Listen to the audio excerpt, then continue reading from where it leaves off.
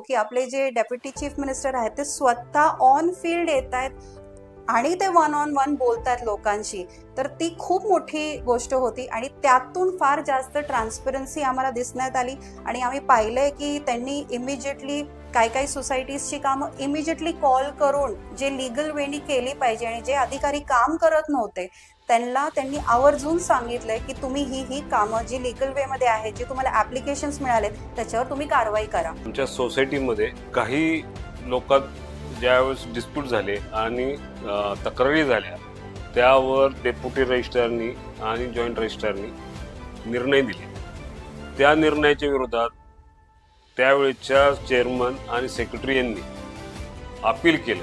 13 तारखेला हडपसर इथे ज्या जनसंवाद यात्रा झाली तिथे आम्ही गेलो होतो.